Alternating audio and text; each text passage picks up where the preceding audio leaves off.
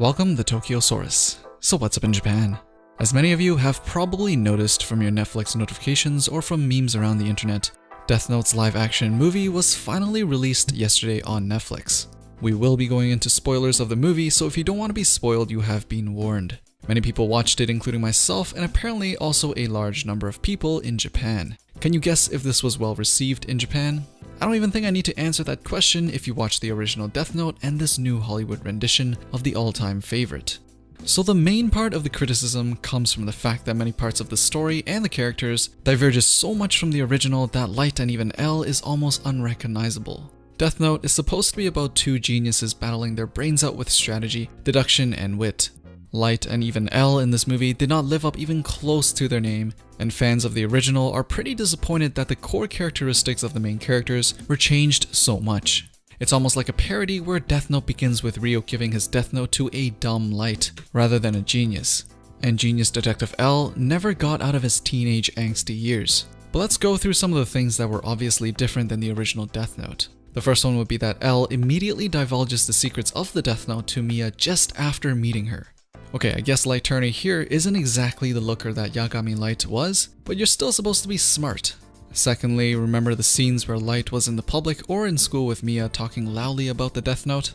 Yeah, so basically either this Light doesn't know about the existence of hidden mics that the police or the FBI might be using to monitor what they're saying, or I don't even know. I mean, he's the son of a police officer. He should know this stuff. Anyways, third, we have the horror elements seeming to be coming from the gore and the camera tricks, rather than through creating fear in the power of the Death Note itself. Fourth, we have Light reading his Death Note in public again. And fifth, we have Raging L. Okay, this one I have a big problem with. Why is L so angsty anyways? He's supposed to be super logical and efficient. Emotions are like the opposite of efficiency. It really shouldn't be that easy to break L. Which ties us in with number 6. L tries to settle the situation with a gun. Now this one completely breaks L's character, at least in my opinion. There's a pride in L being the best detective in the world, and I really don't think L would be satisfied by winning with a bullet to Light's head. At number 7, we have L making a car chase himself and runs into cars coming from both sides of the road ready to T-bone his face, as we know the real L would never do, because he's not a dumbass. And finally, at number 8, we have Ryuk destroying things and buildings with his spiritual powers. What? Basically, to sum it up, everyone is too incompetent compared to the original characters, with the exception of Ryuk. Ryuk was just OP, and they changed the rules of the Death Note too. But honestly though, I don't regret watching this movie at all because I had a great time watching it. Many laughs were had, especially at the screaming Light sequence. I mean, was that necessary? No. But was it funny as hell? Yes.